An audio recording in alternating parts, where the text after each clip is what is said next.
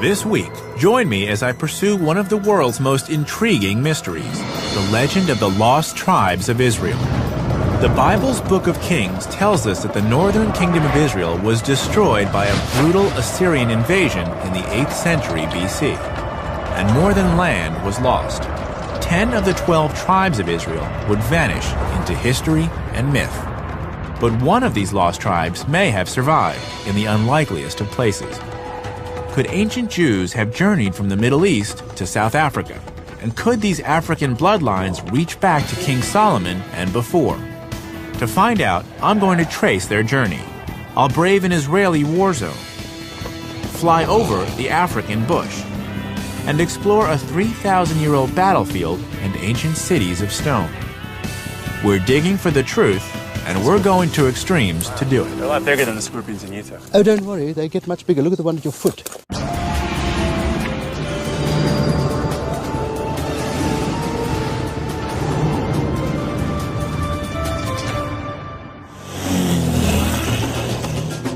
This is the Limpopo River, the northern border of South Africa. I've come to hear the story of a local group of people with astonishing ties to the story of the lost tribes of Israel, the Lemba. Today, they live only a few miles away from here, but this would have been the final challenge in an epic journey across deserts, oceans, and jungles. I'm Josh Bernstein, and my goal is to follow in their footsteps to determine if this fascinating story could possibly be true. Today, the Lemba are mainly concentrated in the shadow of the Soutpansberg Mountains in the far north of South Africa. To the casual observer, they look and live much like any other traditional Southern African community. But if you scratch below the surface, there are some intriguing differences.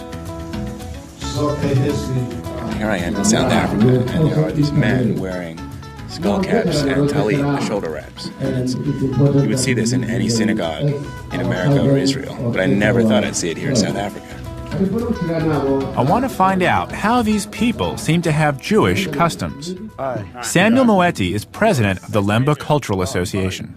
Pleasure. So, I'll be honest, I came into this village and the first word I heard was shalom, Yes. a Hebrew word. Yes. How is that possible? How is it that the Lemba are speaking Hebrew? The Lembas are the original Hebrews, and they were scattered, as you know, and they crossed into Africa. So they were scattered all over. So in South Africa, in many parts of South Africa, you find the Lembas who are actually Hebrews. Hebrew. So the Lembas claim to be descendants of ancient Israelites? Not claim, they are. They are? They are. Okay. We are the original African Hebrew. We are scattered all over. Can you give me a few examples of some of the Jewish Yes, traditions? we don't partake of pork. Okay. We don't mix milk with meat. It sounds to me like the Lemba have a unique culture surrounded by others who do not practice the same way. That is correct. We always believe that the Jewish people who live all over the world are our brothers because we come from the same root. Could it be that the Lemba are a lost tribe of Israel? To answer the question, I have to turn the clock back some 2,700 years to the time of the mighty Assyrians. Back then, Assyria was the greatest imperial power the world had ever seen. And it had set its expansionist sights on the northern kingdom of Israel. The northern kingdom, composed of 10 tribal groups, was completely destroyed. Any surviving Israelites were enslaved and taken to Assyria, what is now the nation-states of Iraq and Syria. Little is known about the fate of these lost tribes, but for 2,700 years, hope remained. Could the Israelites have regrouped? Could some have escaped their captors and fled? Could a group of wandering Israelites have survived the elements and continued on, faithful in some land far from home? Jerusalem. There's no place more associated with the Jewish people. But as I walk through its narrow streets, I can't help but appreciate how deeply connected the people of many faiths feel to this city, and how millions of people around the world have a connection to this place, including me. My father was born here, and I probably have ancestors who were here when the Assyrians broke up this land.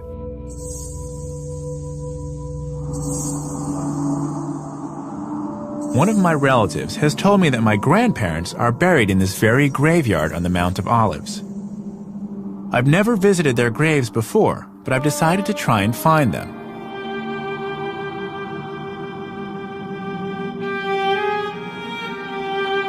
So after 10 minutes of wandering, I found them. So this is my grandmother. This is my grandfather. This is my great-grandmother. My great-grandfather. This actually means something to me. There's a connection for me that speaks to what the significance of heritage is. And for the Lemba, I understand why they might be interested in claiming some historical identity with Jerusalem. This is only 2 generations ago. For them, it's thousands of generations.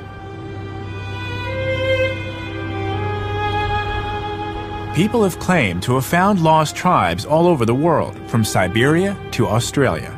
Some of the first Europeans to land in the Americas assumed the natives were lost tribes and even tried to communicate with them in Hebrew.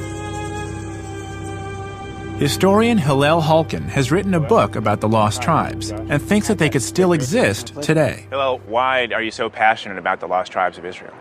The lost tribe myth really is, through Jewish eyes, among other things, a story of tough Jews, living still like the Jews' biblical ancestors, independent, warrior-like, fearless, all the things that Jews in the diaspora over the ages generally were not. Was this the first Jewish diaspora then? Yes. So we have some archaeological evidence, besides Syrian inscriptions, to show that these Israelites were deported to various parts of the Assyrian Empire. But after that, they disappear from history. What's the big deal with being a lost tribe? What is the attraction for these people to claim, I was one of the lost tribes of Israel? Well, the big deal, you have to understand, is not so much that people are claiming to be lost tribes, but the fact that the Christian and the Jewish world have been looking for hundreds or even thousands of years for the lost tribe. It's the search for the lost tribes that is really the historically fascinating phenomenon. By now, the trail left by the lost tribes has gone cold. But perhaps the Lemba's oral history, handed down over the generations, can help us make a connection to the lost tribes of Israel. The Lemba's story goes like this. Thousands of years ago, they were forced out of Israel and settled in a place called Senna, which is believed to be the present-day Yemen. There, they lived as traders and craftsmen until war or natural disaster pushed them across the Red Sea and into Africa. Then began a slow migration south. Along the way, according to the Lemba, they built great stone cities. It's a claim that's fascinated archaeologists. Why? Because the ruins of ancient stone cities still exist in southern Africa today. It's also where I need to be exploring next. I had no idea how big this site was. I'm on the trail of an African tribe, the Lemba. They claim ancient Israelite ancestry and could just be one of the lost tribes of Israel. We are original Hebrew. Their oral traditions speak of a great journey through Africa and of the great stone cities that they left along the way. I'm on my way to see one now.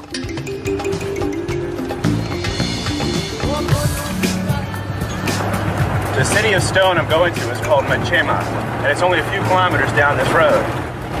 Not many people know about this place. In fact, it's hidden on a huge cattle ranch, and I've had to get special permission to explore it. It's very rarely visited, even by archaeologists. I'm hoping it still has some clues to the Lemba's story. Magdal? Hello. Hello. Hop on in. To help me make sense of it, I've asked historian Dr. Magdal LaRue to come with me to the site. She's been studying the Lemba for years and has just published a book on the similarities between their social customs and those of the Old Testament Israelites.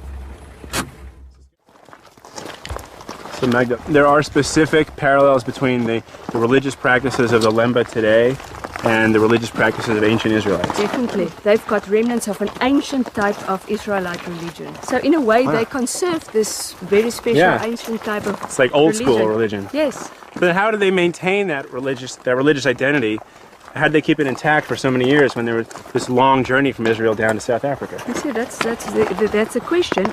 I think it's by means of their oral traditions. But they kept themselves separate from other groups. They lived with other peoples, moving with them, migrated southwards. Oh, that is one of their salient characteristics, is that they keep up their culture. They just live it. You know, Is this cultural resilience the key to the Lemba's survival during their epic journey across 4,000 miles of land and sea?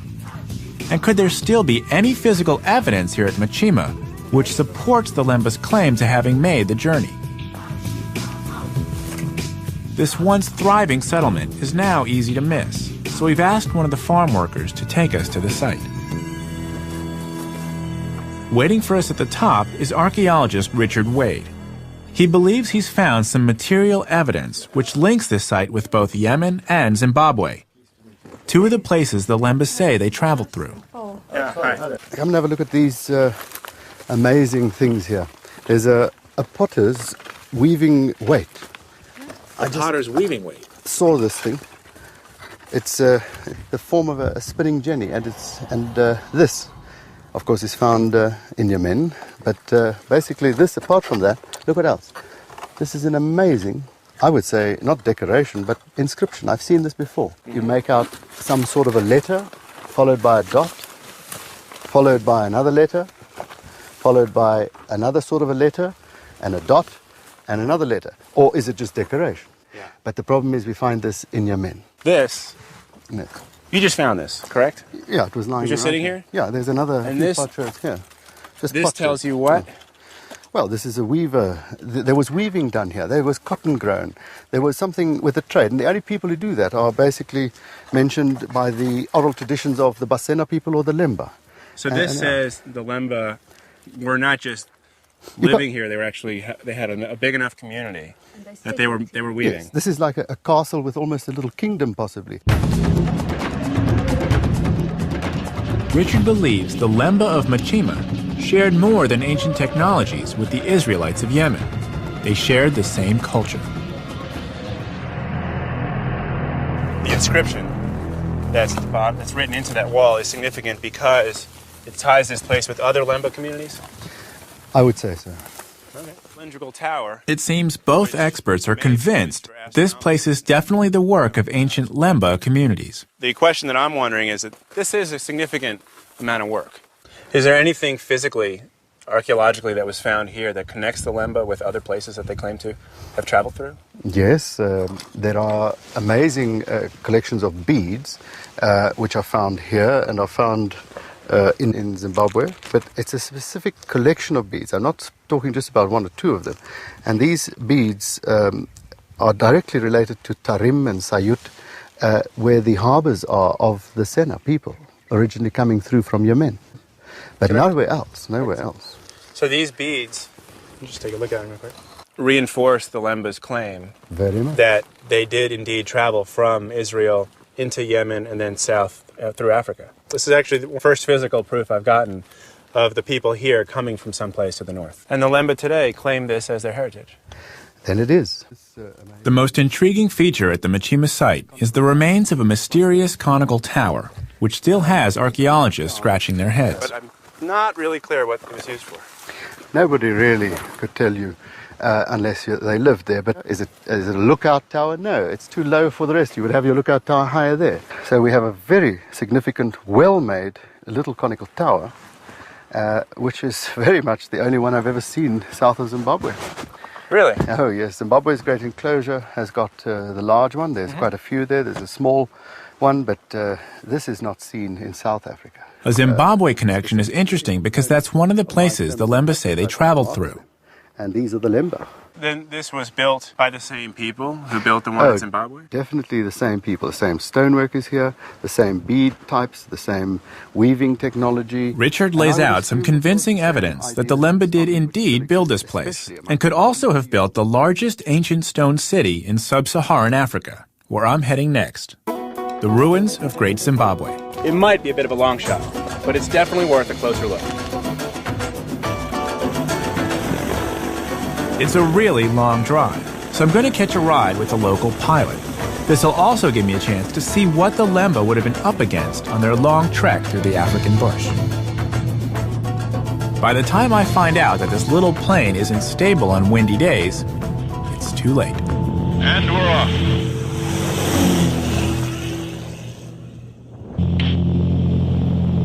Feel that wind pushing us? Yeah, is that good or bad? Yeah, nah, it's not bad, but Okay.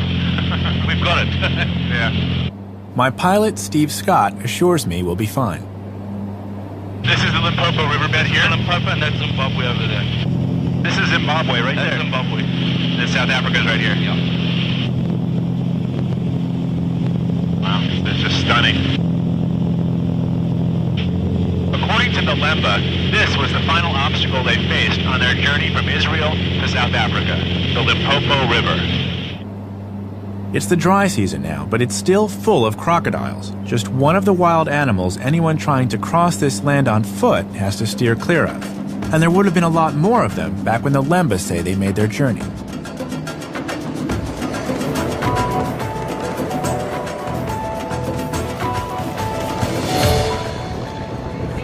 So we've just landed in Zimbabwe, and by just landed I mean we got here hours and hours ago, but we spent the better part of the afternoon getting our press credentials. It is not easy getting these at this time. We've been allowed because our story is on Great Zimbabwe, which is a point of national pride. The whole country was named after this site I'm going to.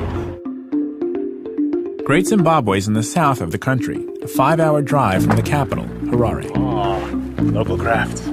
I've come to buy everything. I wasn't sure what to expect. How much for the chess set? $120. $30,000. Keep in mind that $1 US is currently $6,000. This country used to be one of the most successful in Africa, with a huge tourism industry. But government policy has driven most tourists away. Very much. Bye. Thank you. Life's not much different in Masvengo, the town nearest to Great Zimbabwe, the ancient city the Lemba claim to have built. And tomorrow I'll find out if their claim is true. And I'll get my hands dirty learning how they built it. All right. I have made fire. I'm on the trail of an amazing group of people who now live in southern Africa, but claim to have made an epic journey to get there. So the Lembas claim to be descendants of ancient Israelites? Not claim. They are. I've learned that 2,700 years ago, the Assyrian Empire scattered the population of the northern kingdom of ancient Israel, creating the so-called Lost Tribes of Israel. The Lemba story is that they settled in Yemen before crossing the Red Sea and traveling inland through Africa, where they built great cities of stone. I've seen evidence of one they built near their current home in South Africa. Now, I'm backtracking their journey to explore a structure they claim to have built centuries earlier, and which could be their greatest legacy, Great Zimbabwe. It's been a long journey getting here, but I couldn't miss the chance of seeing the sunrise. And as more of this place appears out of the dawn mist, I begin to get an idea of its scale.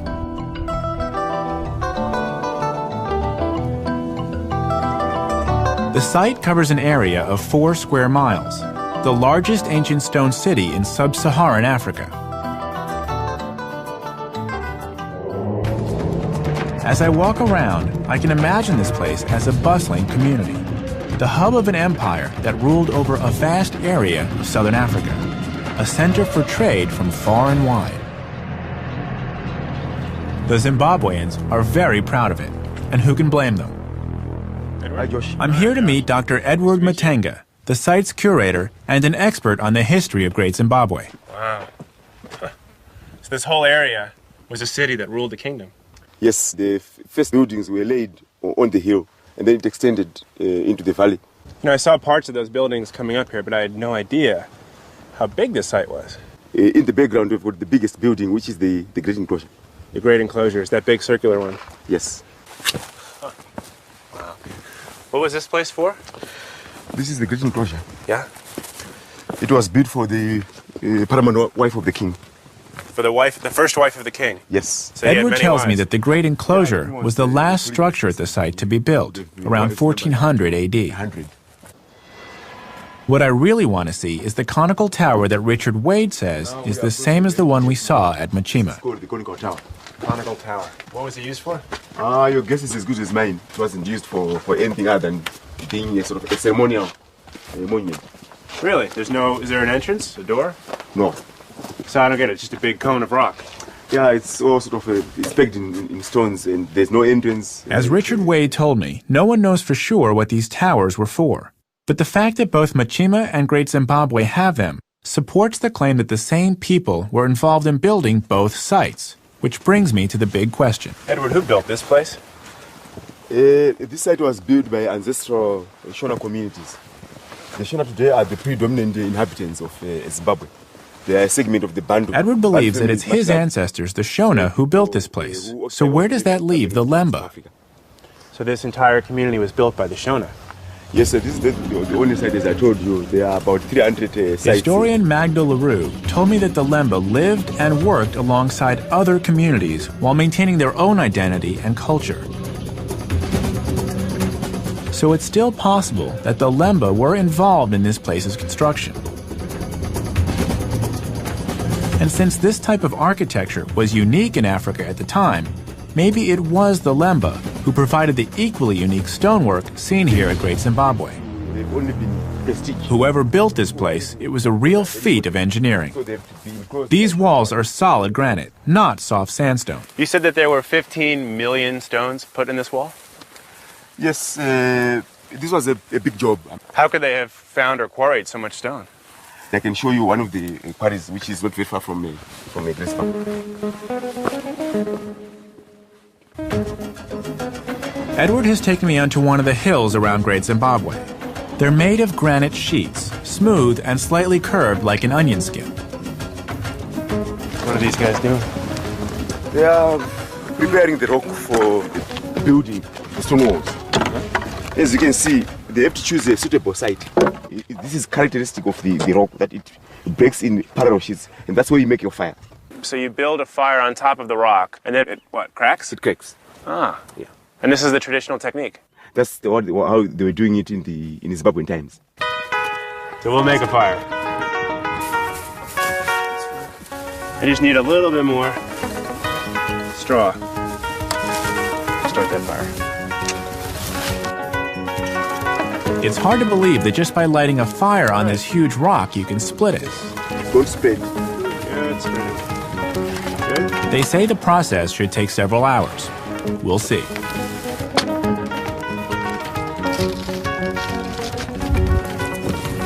Gotta keep stoking the fire.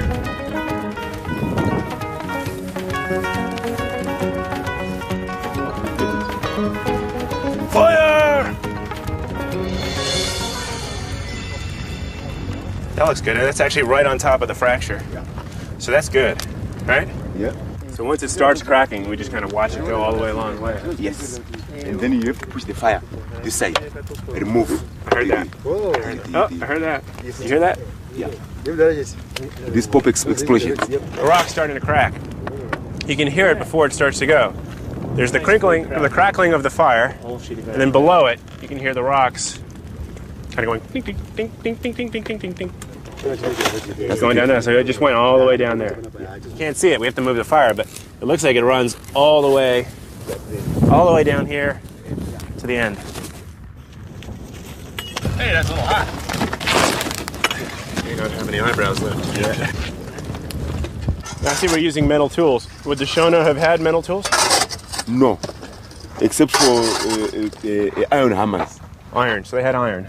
Iron hammers. But the hammers were probably used to break the rock. Yes. More than this kind of thing, they would use wooden rakes. Wooden rakes to move everything. Move everything. And then the iron hammers would be used to break the rock later. Break the rocks and then trim them.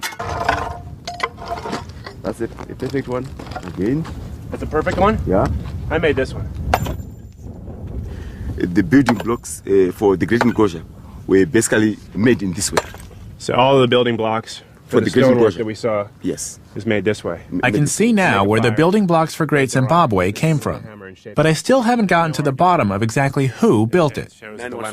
Were the Lemba involved, as they claim? They are an African people, just like the Shona. They are Shona speaking today. So it's possible their claim may hold some weight, that they were here.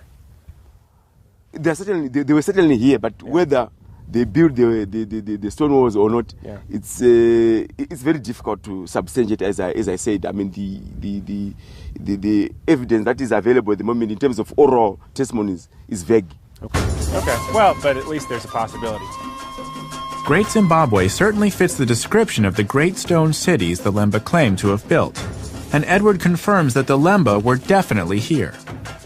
Even today, they have communities not far from here. Amazingly, the Lemba who live here in Zimbabwe, just like those in South Africa, really do believe they're Hebrews, and the cities of stone they claim to have built do seem to support their oral traditions. But does this make them a lost tribe of Israel? Did the Lemba, like the lost tribes, actually leave Israel in the 8th century BC? Are the Lemba truly a lost tribe of Israel?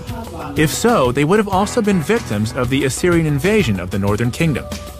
I've just learned there's some archaeological evidence found in the same Israelite cities which fell to the Assyrians all those years ago, and which could finally put this question to rest.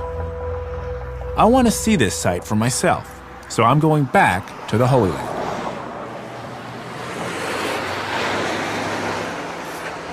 I'm now in Israel, just a few miles north of Jerusalem. I'm on my way to Shomron, which in English is Samaria. During the time of the Northern Kingdom, Samaria was its capital, and there was a lot of fighting going on. 2,700 years later, there still is. This place is a war zone right in the middle of the West Bank, or occupied territories. So I've had to take a few extra precautions to get there. This is Yitzchak. Shalom. And this is my armored truck to get there.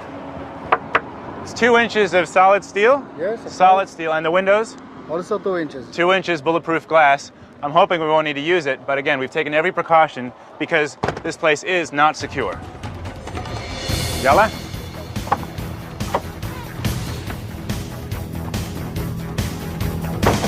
We're trying to get to an archaeological site called Sebastia. It may hold vital clues about how the Lemba's epic journey began. But it's on the other side of a heavily guarded checkpoint. Will we be able to get in? I'm on the trail of the Lemba, an African tribe who now live in South Africa, but claim to have made an epic 4,000-mile journey from Israel to get there. I've heard they were involved in the building of Great Zimbabwe, as well as similar stone cities elsewhere in South Africa. Now, I've returned to Israel, where they claim to have originated, to pick up their trail. If the Lemba are a lost tribe, they must have been present when ancient Israel split into the southern kingdom of Judah and the northern kingdom of Israel. This was also the time that their neighbor, the mighty Assyrian Empire, was building in strength. For a while, the Assyrians tolerated the northern kingdom, but the 10 northern tribes were living on borrowed time.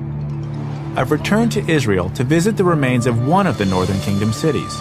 Trouble is, just as it was 2,700 years ago, this area is still a war zone. I want to show you where we're headed. On the top of this hill is Sebastia. There's an archaeological site there that's important to understand the Lemba's story. The problem is, Sebastia is in the occupied territory. There's a military checkpoint just over here. So the big question is, will they let us through so that I can gain access to the site? But this isn't your average road trip. We've had to rent an armored truck to take us deep into a war zone. Yitzchak, my driver, is an Israeli settler, and for him, this level of danger is just everyday life. Yitzchak, you live in a settlement? Yes, of course. How long have you lived there? 25 years. Should I be concerned that I'm going into the occupied territory? I cannot promise you that nothing not happen to you. Right. Can't promise. No promises. I could get shot. Everybody can shot. Everyone gets shot. Where I come from, everyone doesn't get shot. Everyone goes to the mall, watches TV, and gets fat. The Israeli settlers live alongside Palestinian communities, but only with massive military protection. It definitely looks like a war zone. Look at the tanks.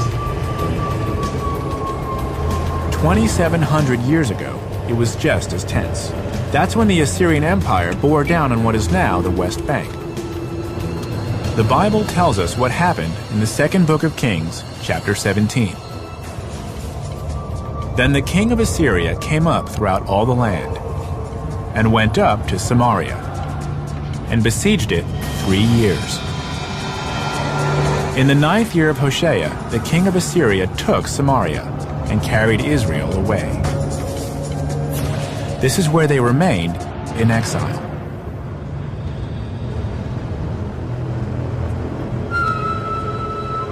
We're now approaching the checkpoint.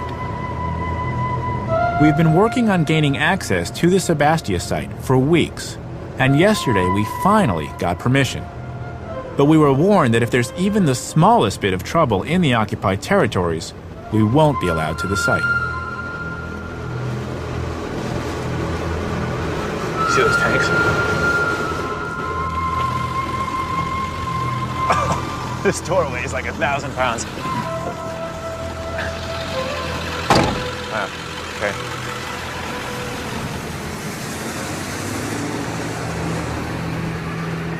Dame de Bel Anglit? So I want to go to Sebastia, the archaeological site. Archaeological site. Yeah, is there an officer? We have with the History Channel. يفشل الكنس كان. And yesh, how do you say permission? You know the word permission? Yesh landun permission. It's my horrible Hebrew, you know. I forget all.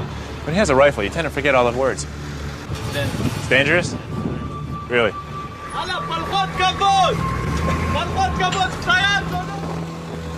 Here's what's going on. It's a producer, an associate producer talking to the guard. He refuses to let us in. We've been working on this for weeks, and yesterday it was fine, but they're saying that today, because of a recent uprising, they won't let us through the security gate. Despite our best efforts, Sebastia is a bust. Fortunately, I have a backup plan. There's another ancient city which fell to the Assyrians, a place where the lost tribe story may have begun, and where the Lemba might have started their journey. It's called Megiddo, but you might know it by its other name, Armageddon. Megiddo appears in the Old Testament, and in the New Testament, the same location is called Armageddon, the place where the book of Revelation claims the final battle between good and evil will be fought. Today, it's an important archaeological site, but in the 8th century BC, this place was a battlefield. Trade items that the Egyptians were interested in. Archaeologist Israel Finkelstein is director of the Megiddo expedition and an expert on the ancient kingdoms of Israel.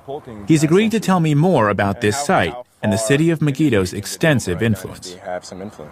Well, it was quite a big state. It was the most prosperous state in the Levant at that time. They reached all the way, I mean, you can hear about them from the information given to you by their neighbors. So the king of Moab is complaining. Well, the king of Damascus is complaining that they took territory from him in the north. The king of Assyria, the great king of Assyria, is saying that King Ahab of the northern kingdom came to fight, at Karkar against the Assyrians with a huge army of chariots. So according to all this, they were very powerful in the 9th century. So at this location, these people, they said there was about 1,000 people living here. Something like that. They were able to become significantly powerful so that the Assyrians, who were a powerhouse of their own, actually respected them. Yes, no doubt about that. In the beginning, before Assyria became, so to speak, a devouring empire, in the beginning there was some sort of relationship between Assyria and the Northern Kingdom, and at a certain period of time, even the Northern Kingdom was an ally of the Assyrians. I mean, of course, a weaker ally, but still an ally under the sphere of influence of Assyria. But then, in the second half of the 8th century, things changed, and the Assyrians were interested in simply ruling over those territories and taking them over. Eventually, the Assyrians' patience ran out, and they would no longer tolerate challenges to their power.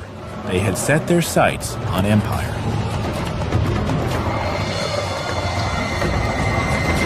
The Assyrians' advance was swift and decisive as city after city of the Israeli kingdom fell to their mighty army. The Bible called Assyria a land bathed in blood. Israel Finkelstein believes that when the Assyrians conquered this land, they wiped out all the leadership of the tribes of Israel. The population was either killed or assimilated into other parts of the Assyrian Empire. He doesn't believe they could be found today. this, you were saying, was the building that the Assyrians built once they took over this area. Yes, this is one of the two palaces that the Assyrians built here. What happens then to the rulers of the northern kingdom when the Assyrians come in and take over? The rulers were deported. We don't know whether all of them, part of them, most of them, many of them. We don't have this kind of information, neither from the Bible nor from the Assyrian text, and of course not from archaeology. Archaeology cannot speak about a person. But most of this population probably assimilated in Mesopotamia. So the people who are on a quest to find the lost tribes and to recover them and bring them back to Israel, they would only have to travel as far as Mesopotamia? I don't think that you can travel anywhere and look for the lost tribes. I mean, I make a distinction between what we know from archaeology, history, and so on, and all sorts of popular ideas of going this way or that way and finding a lost tribe. There's no need whatsoever to go around the world, in my opinion, and look for lost tribes. Fair enough. But the archaeology here says that the people did leave. The people did leave, the people did die, some of them were deported to Mesopotamia, some of them continue to live here. Okay. Well, that's valuable, and seeing this certainly brings to me a sense of what community existed in the northern kingdoms. To me too. Israel Finkelstein tells me that Assyrian rule lasted for almost 100 years, that they went to great lengths to split up ethnic groups and cultures. So if it's true that none of the 10 lost tribes could have possibly survived intact, where does this leave the Lemba? I've certainly seen some evidence that they did make at least part of the journey they claim, but I can't prove a link to the Holy Land. There seems to be no trace of them left here at all. But there's one piece of evidence the Assyrians couldn't destroy. If the Lemba's claim is true, the proof should be in their blood. It's now possible to trace the Lemba's ancestry through their DNA, and that's just what scientists in South Africa have done. I'm going back to the Lemba's current homeland to find out the truth behind this fascinating mystery. Doctor? I've returned to South Africa, the current home of the Lemba, an African tribe who call themselves original Hebrews. We've traced the journey they claim to have made across the whole continent of Africa. I've seen evidence the Lemba were traders and craftsmen, and that they helped build great stone cities in Zimbabwe and South Africa. But it's proven very difficult to locate any evidence linking the Lemba to the famous lost tribes of Israel. But I'm not finished yet. In fact, there could still be solid proof behind their claim to Jewish ancestry. That's why I've come to Johannesburg. The scientists here at the National Health Laboratory Services have screened the genetic profiles of the Lemba and their neighboring tribes, the Venda and the Bantu. They've come up with some revealing conclusions. I heard of the Lemba many years ago. Dr. Trevor Jenkins has been the lead geneticist in the study of the Lemba for the last 20 years. And I didn't really have much interest in pursuing their actual identity until a friend who had been studying the Lemba had detected some Jewish influences in the music of the Lemba. So their music actually differs from the people around them. And that brought you in to study the genetics? Yes. So the genetic data doesn't say that the Lemba are Jewish as much as it says they have Semitic origins. Yes, that's how we put it. What we were saying was that there's a non-African contribution to the gene pool of the Lemba, which is not evident in the peoples amongst whom they live in that part of the world. You mentioned non-African influences. If someone didn't have genetic data or the testing available, how could you determine if one group is Jewish or not? I distrust relying on morphological features to categorize populations. So someone couldn't say, oh, he looks Jewish, she looks Jewish, he's not Jewish, she's not Jewish. That wouldn't have any bearing on the issue of Semitic origins. I don't think so. The Lemba... Dr. Jenkins believes DNA always trumps appearances, and the Lemba's claim to Jewish ancestry may indeed have some genetic support. Not only is their DNA very different from their neighbors, but according to his colleague, Dr. Himla Sudyal, it may have a non-African, even Jewish connection. I'm Josh. Good to see you. Yes. Take a seat. Sorry, great. I have gloves on, so I prefer not to shake your hand. That's fine. Thank you. So I've come back to Johannesburg for more information about the Lemba, and I'm curious if you could tell me about the research you're doing. Yes, this is the very interesting thing, that the South African Lemba harbor a particular Y chromosome pattern or lineage that's common in people who identify as the Kohanim or the Jewish priests. Okay. In the Jewish tradition, the Kohanim are part of the priestly caste. Amazingly, scientists have isolated a strand of DNA that's strongly associated with the Kohanim. It's called the Kohen modal haplotype, and it's almost exclusive to Jews who claim the priestly heritage. Almost exclusive. The Kohen modal haplotype has been found among the priestly caste of the Lemba. The observation that the Cohen pattern was commonest in that one particular group is something that begs exploration. This link supports the Lemba's oral history and the archaeological clues we've seen in the places they say they lived. Hardcore time. But Himmler is quick to point out the limitations of genetic science. Now, in terms of whether the Lemba are Jewish because they have the Cohen modal haplotype or not, is something that science cannot address. Because cultural identity is a social construct. No genetic data is going to tell you that you are Jewish or that you are Hindu or that you are Christian or any religious domination. Himmler tells me that the presence of the Kohen modal haplotype can't tell us anything about the Lemba's religion.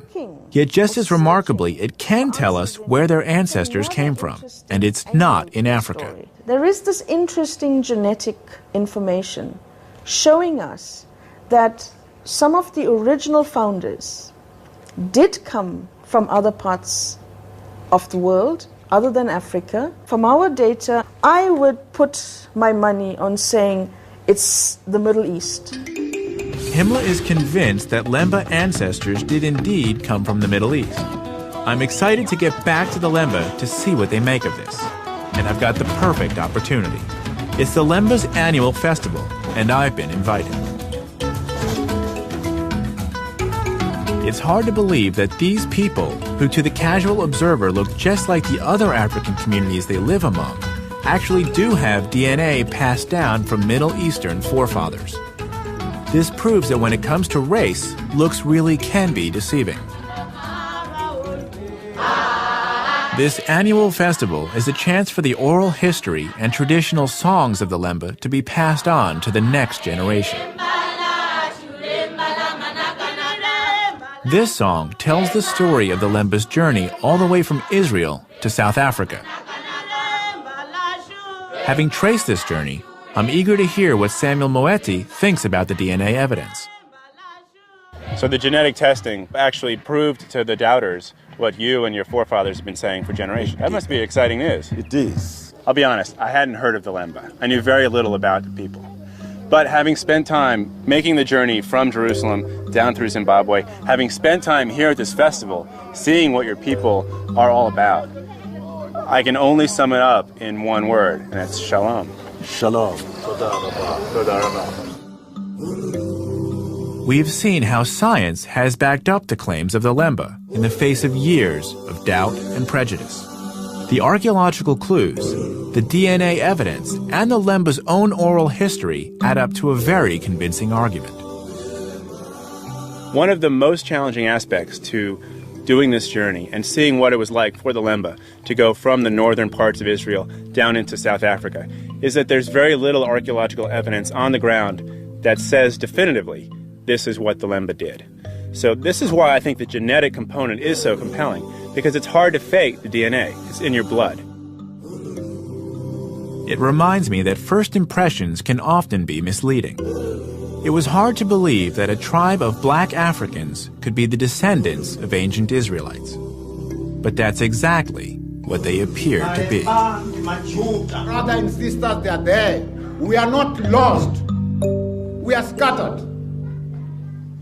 We are original Hebrew.